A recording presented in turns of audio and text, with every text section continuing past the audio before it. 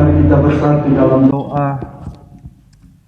Bapa kami yang di sorga, kami bersyukur karena pada hari ini kembali lagi kami boleh beribadah bersama-sama setelah terhenti dari sejak 16 Maret yang lalu. Kami terus berjuang menghadapi pandemi coronavirus 19, tetapi sampai hari ini Engkau beri kami kemenangan. Engkau tidak pernah menjanjikan satu perjalanan yang baik, tetapi Tuhan menjanjikan kemenangan demi kemenangan bagi kami. Terima kasih hari ini kami butuh firman Tuhan untuk lagi menguatkan iman percaya kami, supaya kami tidak goyah di tengah-tengah situasi yang terus terjadi. Teduhkan suara dan suasana yang bukan daripada Tuhan, dan biarlah hanya suara firman Tuhan yang kami dengarkan, dan kami masing-masing diberkati. Yang lemah Tuhan kuatkan, yang sakit Tuhan sembuhkan, yang mengalami berbagai persoalan Tuhan bangkitkan kembali, dan Tuhan beri sukacita kemenangan. Terima kasih Bapa, dalam nama Tuhan Yesus kami berdoa dan sambut firman Tuhan dengan ucapan syukur. Amin.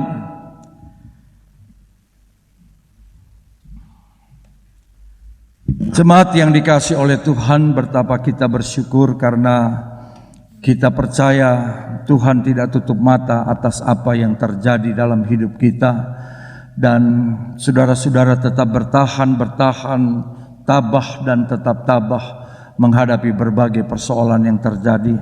Hari ini mari bersama-sama, setelah kita berkumpul lagi dengan mengikuti protokol kesehatan secara ketat, kita akan mendengarkan firman Tuhan dan diteguhkan lagi melalui perjamuan kudus, sakramen perjamuan kudus. Firman Tuhan terambil dari Roma pasal 8 ayat 35 sampai 39. Roma pasal 8 ayat yang ke-35 sampai 39 diberi judul oleh Lembaga Alkitab, yaitu keyakinan iman. Ini sesuai dengan tema kita, yaitu Deeper and Stronger Faith. Saya tidak baca dari ayat 31, tapi kita mulai dari ayat 35 berbalas-balasan sampai ayat yang ke-39. Demikian firman Tuhan. Siapakah yang akan memisahkan kita dari kasih Kristus? Penindasan atau kesesakan atau penganiayaan atau kelaparan atau ketelanjangan atau bahaya atau pedang?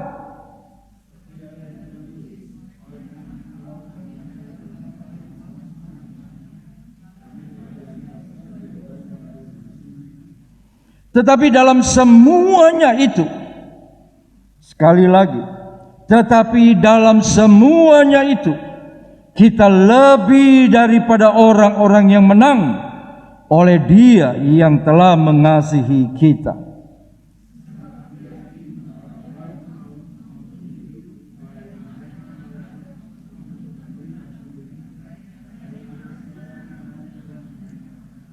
Bersama-sama atau kuasa-kuasa baik yang di atas maupun yang di bawah ataupun sesuatu makhluk lain tidak akan dapat memisahkan kita dari kasih Allah yang ada dalam Kristus Yesus Tuhan kita. Puji Tuhan.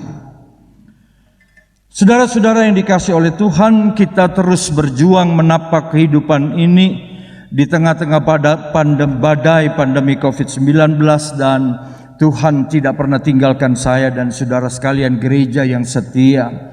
Pada waktu itu saya meyakini ketika pintu gereja ditutup, itu artinya pekabaran Injil harus disuarakan di tempat-tempat yang luas. Hari ini kita masuk lagi ke dalam gedung, bukan berarti pekabaran Injil berhenti, tetapi kita restart lagi untuk melakukan hal-hal yang lebih besar.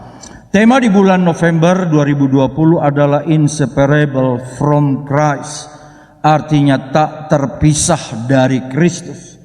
Dan kita sudah bersama-sama membaca dari Roma pasal 8 ayat 35 sampai 39, bagaimana Rasul Paulus mengatakan, aku memiliki keyakinan.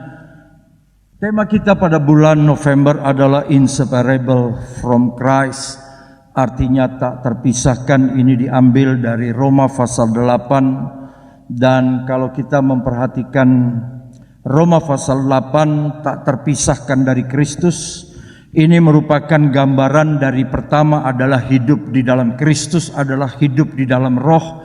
Kita tidak hidup di dalam daging, tetapi hidup di dalam Kristus, hidup di dalam roh. Siapa yang memiliki roh Kristus, ia ada di dalam Kristus. Ini menjadi landasan yang sangat penting di dalam kehidupan kekristenan kita. Dan karena itu kemudian di dalam perikop yang berikutnya Rasul Paulus menegaskan tentang keyakinan imannya bahwa orang-orang yang hidup di dalam Kristus, memiliki roh Kristus, tidak akan terpisahkan oleh Kristus, oleh karena kasih-Nya yang mengikat saya dan saudara sekalian, dan itu tidak akan pernah memisahkan lagi. Bahwa rumah tangga yang dipersatukan oleh Kristus adalah rumah tangga yang tidak bisa dipisahkan lagi. Hanya maut yang dapat memisahkan. Demikian hubungan kita dengan Kristus. Nah, saudara-saudara yang dikasih oleh Tuhan, kita telah membaca pada ayat yang ke-35. Sebelumnya ayat 34, lalu Rasul Paulus mengatakan, siapakah yang dapat menggugat kita?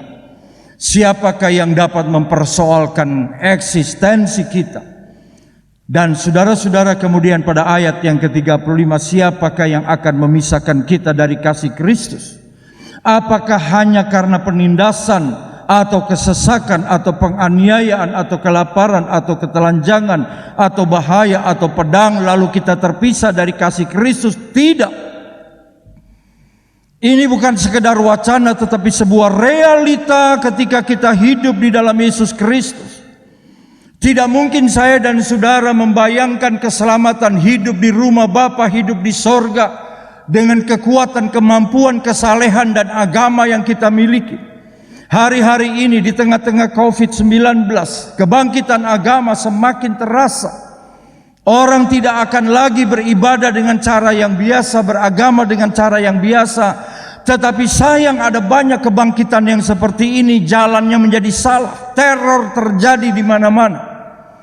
Kita baru saja mendengar presiden kita, Bapak Joko Widodo, lalu mengatakan betapa prihatin atas ucapan Presiden Prancis tentang persoalan-persoalan keagamaan.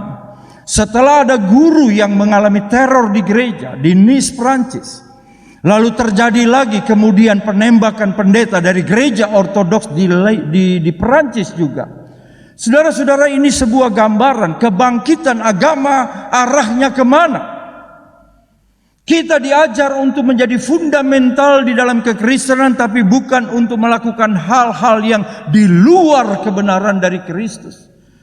Sehingga kemudian Rasul Paulus mengatakan, dari ribuan tahun yang lalu siapakah yang akan memisahkan kita? Rasul Paulus tidak mengatakan siapakah yang bisa memisahkan saya.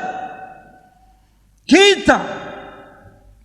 Saya dan saudara sekalian ada di dalam ayat ini. Apakah karena ada penindasan, ada persekusi? Apakah ada kesesakan? Kita mengalami kekurangan demi kekurangan. Berapa banyak perusahaan tutup, toko-toko tidak lagi bisa berusaha, para pekerja dihentikan dari pekerjaan, menimbulkan kesesakan dalam kehidupan. Dan apakah karena itu kita terpisah dari kasih Kristus? Tidak. Penganiayaan sudah dimulai dari sejak zaman Yesus. Bahkan Yesus Kristus sendiri mengalami penganiayaan sampai mati, dicambuk, diludahi dan mati di kayu salib. Atau kelaparan.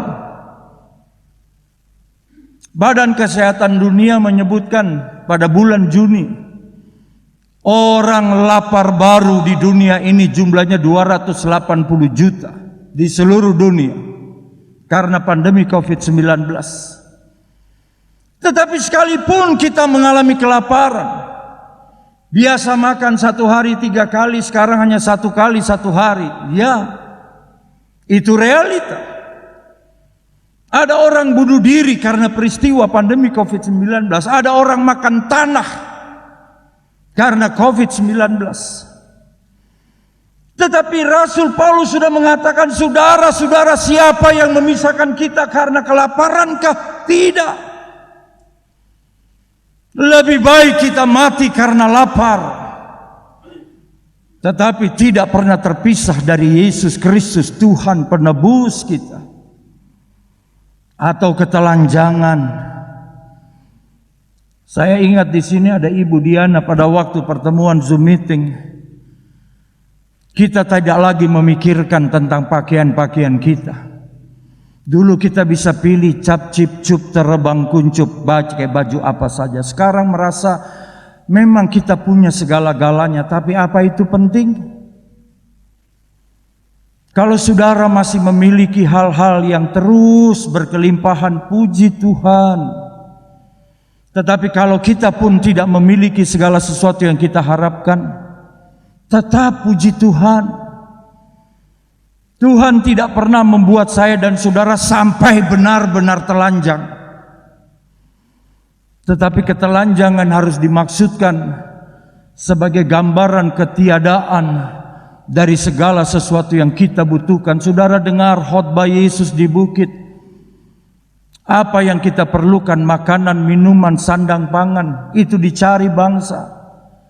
Tetapi ketika hal ini kemudian terjadi, saudara tidak akan terpisah dari kasih Kristus. Saya berkali-kali memakamkan orang yang meninggal, dan saya katakan sekalipun orang ini dikuburkan, dimakamkan hari ini, kasihnya kepada Kristus dan kasih kepada Kristus kepadanya tidak pernah putus hanya sampai di kuburan. Itu kekal sampai hidup yang kekal. Karena kita percaya di balik kematian ada kehidupan yang kekal. Atau bahaya atau pedang. Pandemi COVID-19 adalah bahaya. Virus yang menjadi momok sedunia ini. Atau pedang, kekerasan. Semua itu tidak. Pada ayat yang ke-36 Rasul Paulus mengatakan, seperti ada yang tertulis. Rasul Paulus tidak bicara pengalamannya, Rasul Paulus tidak bicara kemampuan pengamatan terhadap firman Tuhan, tidak. Tetapi kembali kepada firman Tuhan. Oleh karena engkau kami ada dalam bahaya, namun sepanjang hari, bahaya maut sepanjang hari, kami telah dianggap sebagai domba-domba sembelihan. Kita seperti yang sedang dibawa ke tempat penjagalan. Domba tidak punya kemampuan menanduk, melawan, memberontak. Kita ada dalam bahaya. Saudara pakai masker. Saudara harus cuci tangan, menjaga jarak. Karena kita tahu ada bahaya yang sedang mengintip, mengancam kita, siap menerkam kita. Kalau saudara hari ini masih tetap sehat, puji Tuhan. Kalau ada yang lain menjadi korban, tetap kita doakan. Kita tidak membusungkan dada dan kita berkata kita ini lebih hebat dari yang lain. Tidak.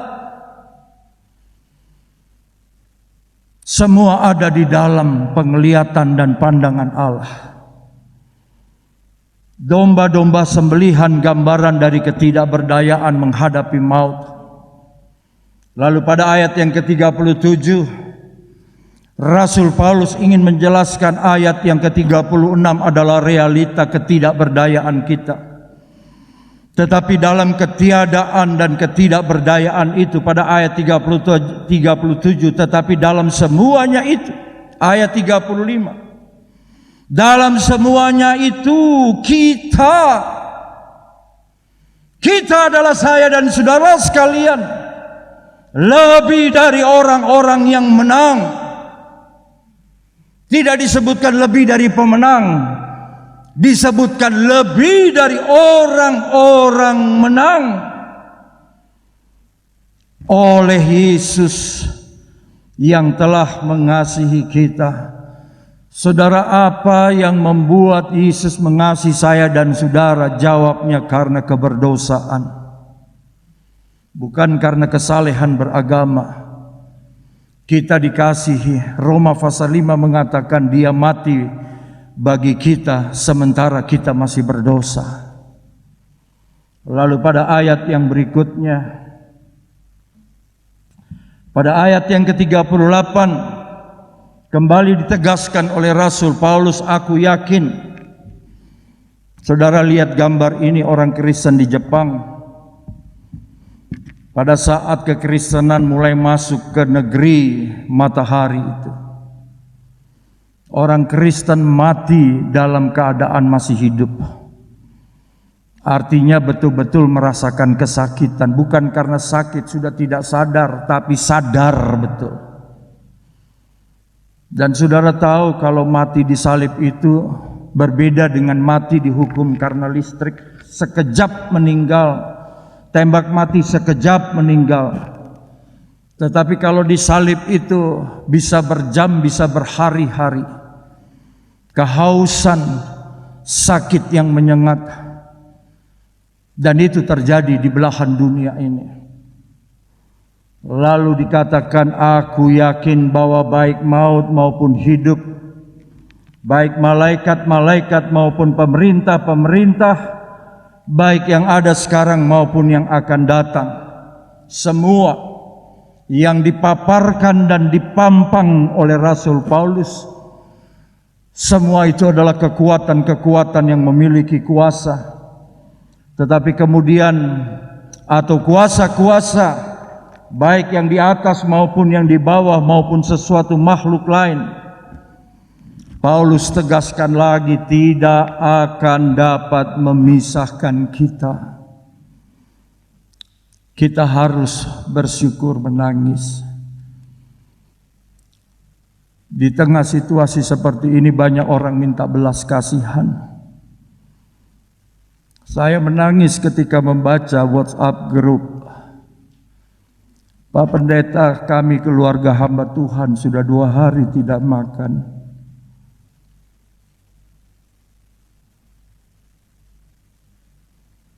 Saya kunjungi keluarga ini. Rumahnya tidak lebih dari 3 kali 3 meter. Ada 9 orang di dalam rumah itu dengan beberapa keluarga. Semua hamba Tuhan.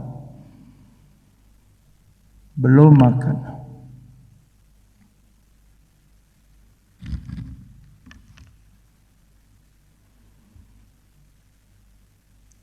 Ya, kita belum makan. Kita tidak bisa makan. Kita kesulitan makanan, pakaian, membayar listrik susah, beli bensin susah. Tidak ada yang menjadi mudah. Tetapi Rasul Paulus kemudian mengatakan tidak akan dapat memisahkan. Kalau manusia, saya dan saudara tidak punya apa-apa, cerita di dunia ini saudara akan ditinggalkan oleh kawan yang punya apa-apa. Kalau saudara tidak punya apa-apa, tidak akan dihormati oleh mereka yang punya apa-apa. Tetapi Tuhan Yesus tidak demikian. Saya dan saudara tidak punya apa-apa. Kasih-Nya tidak pernah berubah.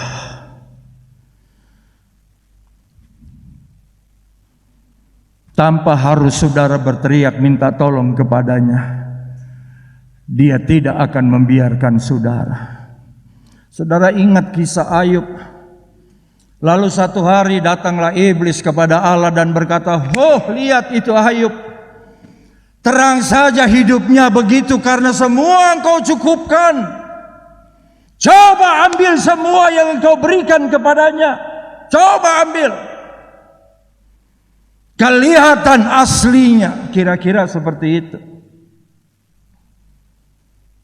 Dan Tuhan bilang, "Oh, mau uji hambaku? Silahkan. Semua yang kamu rancangkan itu saya kabulkan asal nyawanya tidak." Datang orang Seba, datang orang Kasdim, bergerombol menyerang keluarga ini. Datang api membakar, datang angin badai menghancurkan, habis semuanya. Tetapi kasih Allah kepada Ayub tidak berubah. Dan Ayub sadar betul ketika istrinya berkata, "Sekarang sudah mati aja, kutuki semuanya."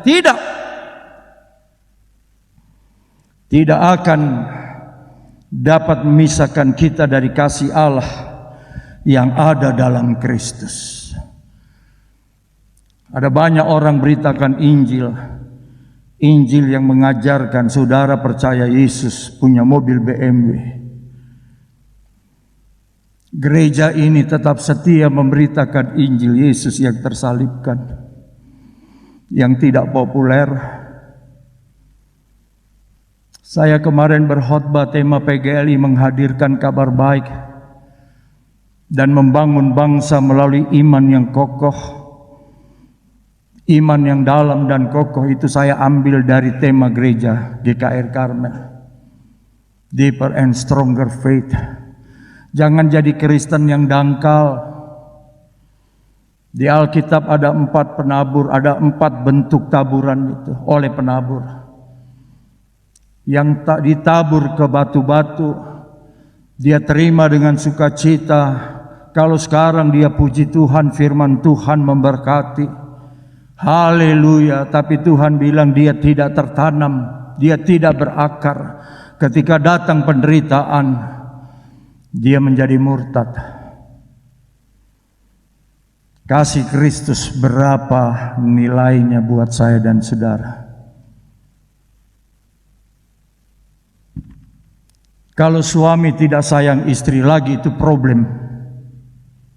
Kalau istri sudah sayang orang lain itu problem. Tetapi kasih Yesus tidak pernah berubah sekalipun saya dan saudara tidak pernah setia kepadanya. Jangan ragukan kasih Yesus yang dibuktikan melalui kematiannya, karena begitu besar kasih Allah akan dunia ini, saya dan saudara.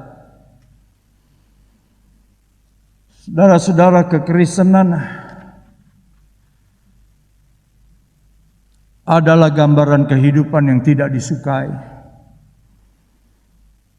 Penindasan, kesesakan, penganiayaan, kelaparan, ketelanjangan, bahaya, dan pedang langganan buat orang Kristen di sepanjang sejarah abad. Kalau saudara ingin ikut Yesus dan berkata, Yesus yang saya kenal, Yesus yang berkata, iringlah aku, ikutlah aku, dan naiklah mobil BMW, itu bukan Yesus. Yesus yang sejati mengatakan, iringlah aku, ikutlah aku, pikul salib. Sekarang salib tidak disukai, tetapi salib adalah bukti dari kasih Yesus buat saya dan saudara. Lalu kemudian pada bagian yang saya ambil pada waktu kita berkhotbah bulan Oktober, Rasul Yohanes melihat dari laut muncul 1 ekor binatang dengan kepala 10, tanduk dan mahkota, lalu ada naga. Dan pada bagian ayat tertentu, pada ayat yang ke-7, saya ambil sekali lagi. Binatang yang melambangkan kekuatan kuasa dunia ini. Tertulis dalam kitab Wahyu, ia diperkenan, dia diizinkan untuk berperang melawan orang-orang kudus, berperang melawan gereja, berperang melawan pelayan Tuhan. Dan tujuan dari berperang itu, binatang itu katanya seperti macan tutul, seperti beruang, dan seperti singa. Itu bukan binatang yang lembut. Roh Kudus digambarkan seperti burung merpati, anak domba. Tapi binatang-binatang ini adalah kekuatan dunia untuk mengalahkan saya dan saudara sekalian. Kenapa rumah tangga hancur? Kenapa gereja berkelahi? Kenapa? Karena tidak pernah sadar ada binatang yang diizinkan oleh Tuhan, seperti Tuhan bicara kepada setan itu, ya sekarang silakan. Kalau saudara lihat kesalahan, kejahatan masyarakat, jangan berkata pemerintah tidak mampu mendidik rakyatnya. Tidak.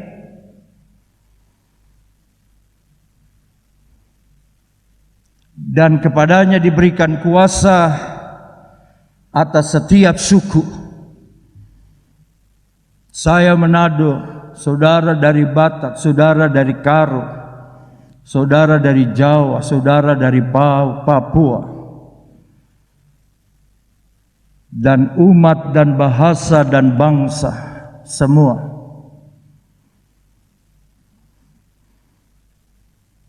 Sekarang berita yang dimunculkan adalah berita-berita yang semua tidak benar, tapi orang percaya.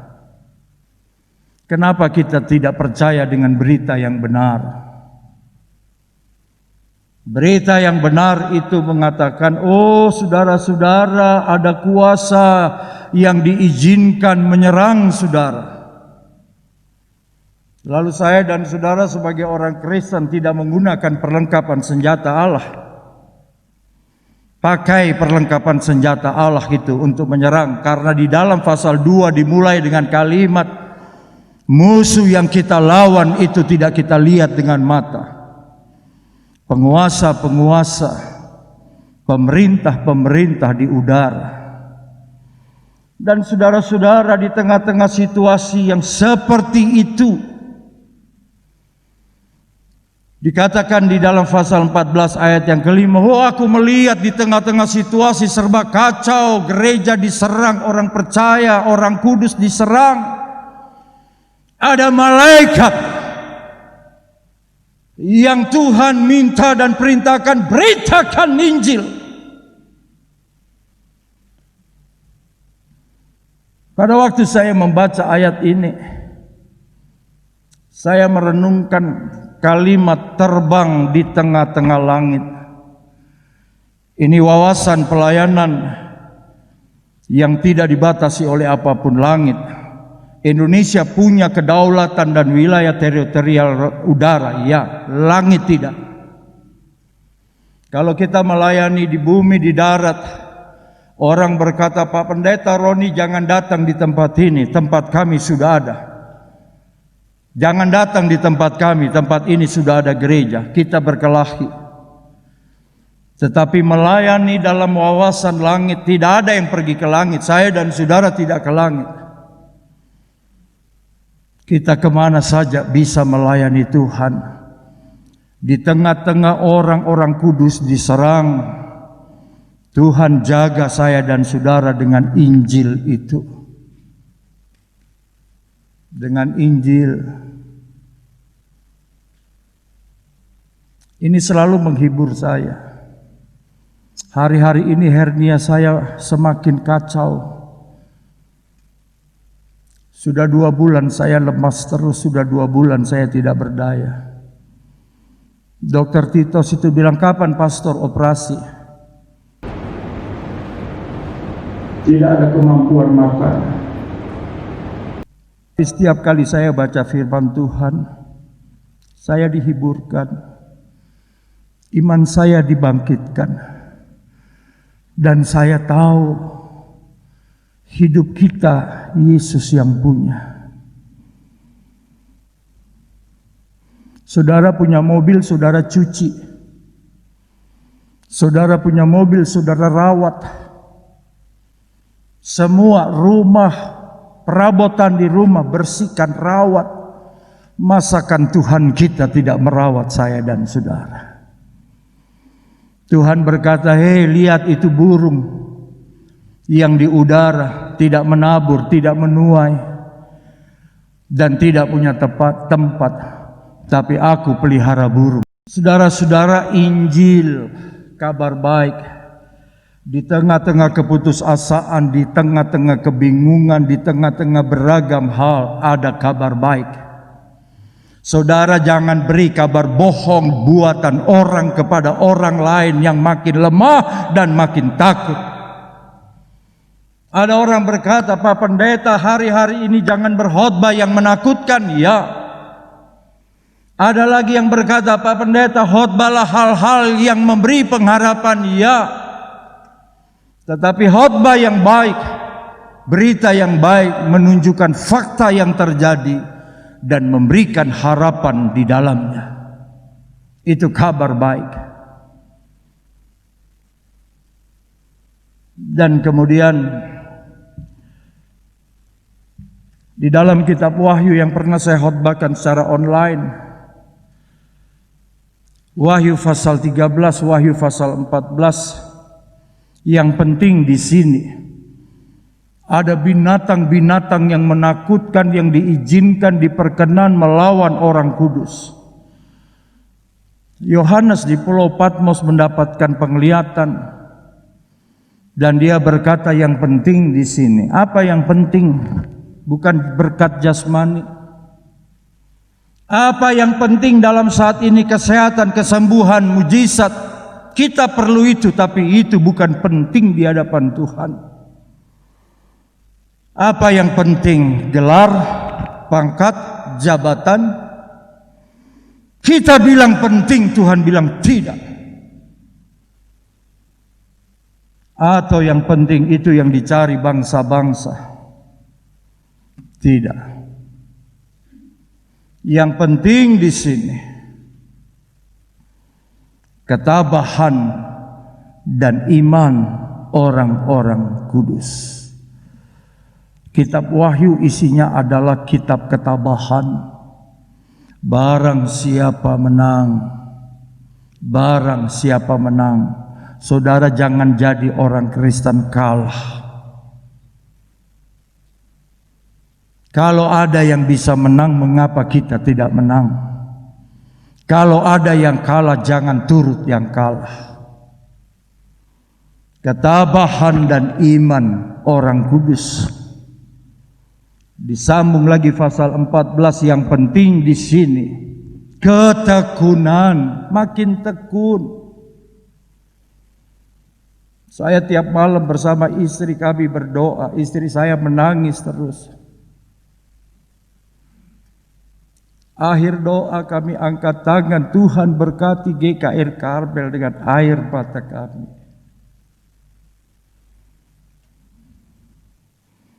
Kadang hati saya dalam diskusi dengan istri, hati yang saya ungkapkan, andai kata saya banyak uang, andai kata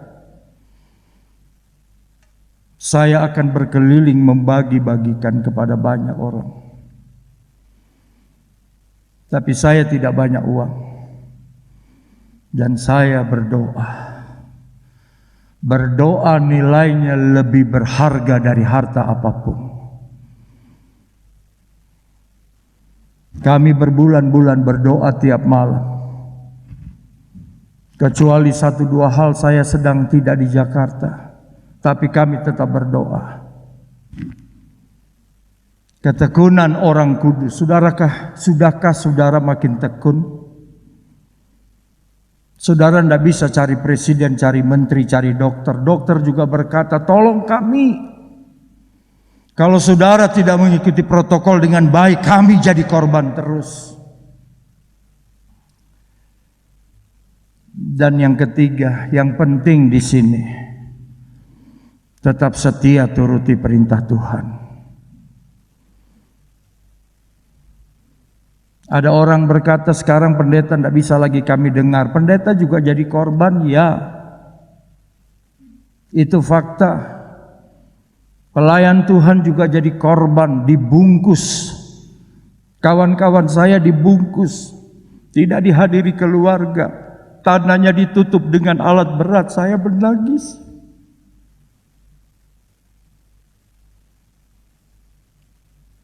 Sejak masuk rumah sakit, keluarga tidak menemuinya. Harus jadi korbankah? Tapi mari kita tetap turuti perintah Allah. Saudara, perintah Allah ada di dalam Alkitab.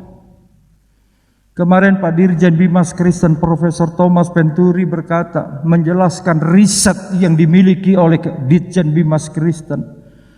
Dan itu membuat kita semua terhentak.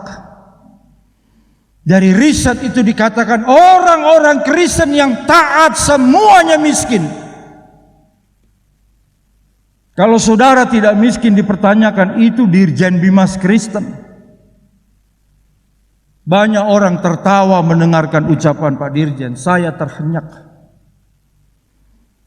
Tapi sesungguhnya itu mengenapi kitab Korintus, sekalipun mereka miskin, mereka kaya dalam Tuhan. Sekalipun mereka miskin, mereka tetap setia kepada Tuhan.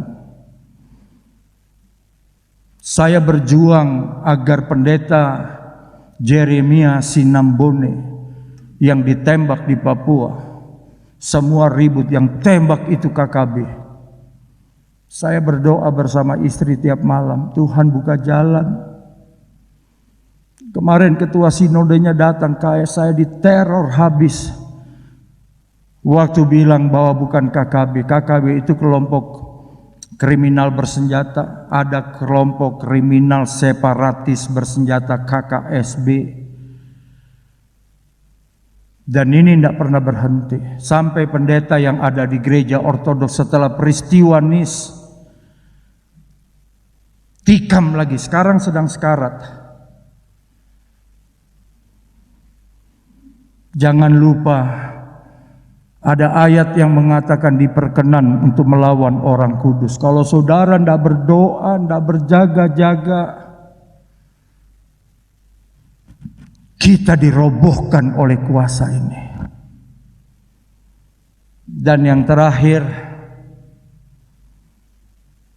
iman kepada Yesus. Iman kepada Yesus adalah hal yang paling utama. Yang penting, iman kepada Yesus Kristus. Saya mau tutup dengan kebanggaan kita sebagai orang percaya. Di dalam Lukas 10 ayat 19, ada kuasa yang diberikan kepada saya dan saudara. Sesungguhnya aku memberikan kuasa kepada kamu untuk menginjak ular dan kalajengking, simbol dari kejahatan, dan kuasa untuk menahan kekuatan musuh, sehingga tidak ada yang akan membahayakan kamu. Amin. Aku telah beri kamu kuasa. Mari hidup sebagai orang Kristen yang punya kuasa. Lalu pada ayat yang terakhir,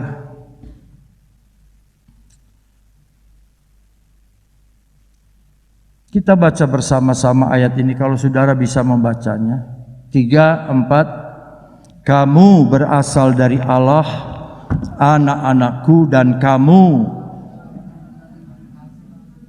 sebab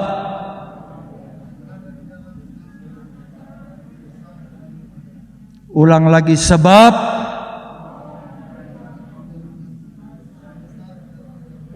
mari katakan amin.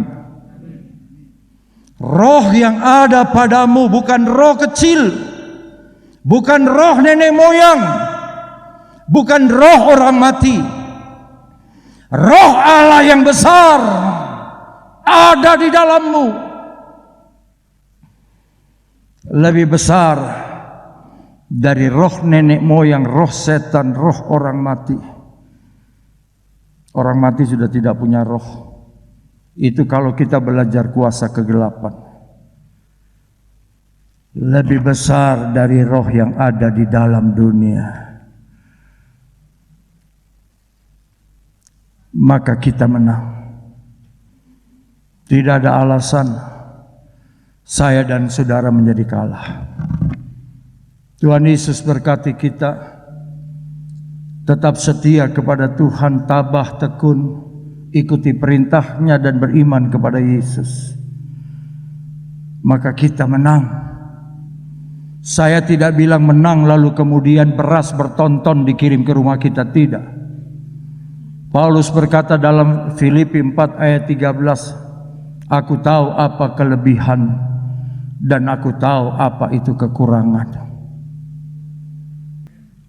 Yang telah mengajar kita doa Bapa kami.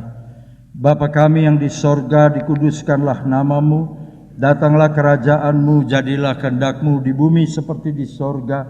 Berikanlah kami hari ini makanan kami yang secukupnya, dan ampunilah kami akan kesalahan kami, seperti kami juga mengampuni orang yang bersalah kepada kami. Dan janganlah membawa kami ke dalam pencobaan, tetapi lepaskanlah kami daripada yang jahat, karena Engkaulah yang empunya kerajaan dan kuasa dan kemuliaan sampai selama-lamanya. Amin. Hari ini kita tidak berdoa bagi yang berulang tahun dan tetap mendoakan di grup Karmel. Dan mari kita siapkan diri untuk perjamuan kudus.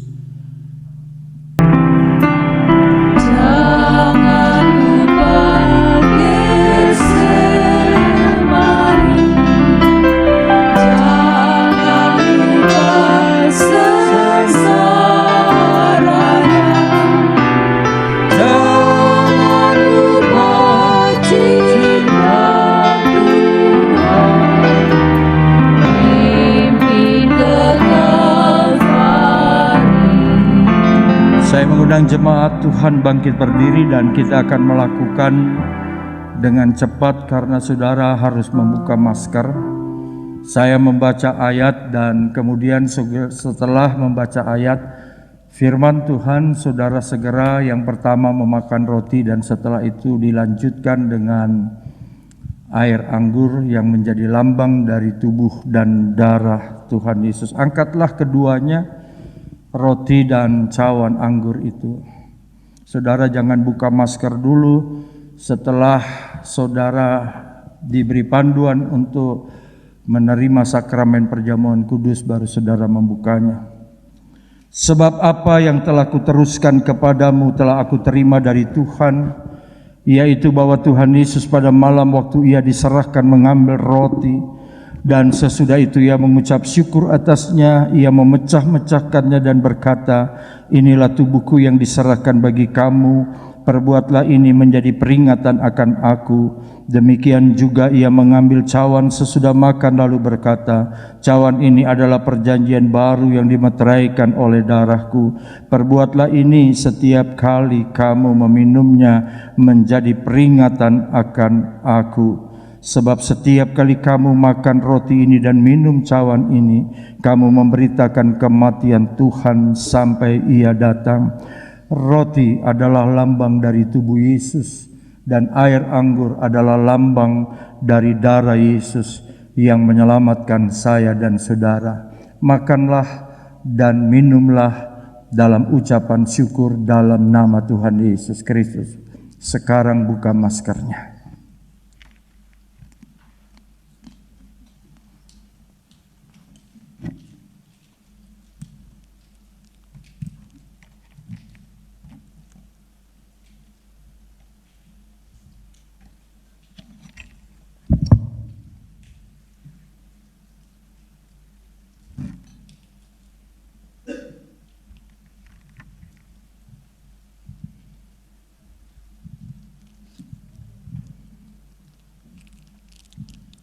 Segera ditutup maskernya dan mari semua berdoa bersyukur. Bapa di sorga, terima kasih karena hari ini di bulan November kembali kami berkumpul bersama mengikuti ibadah yang kudus dan memberkati dan menerima layanan sakramen perjamuan kudus.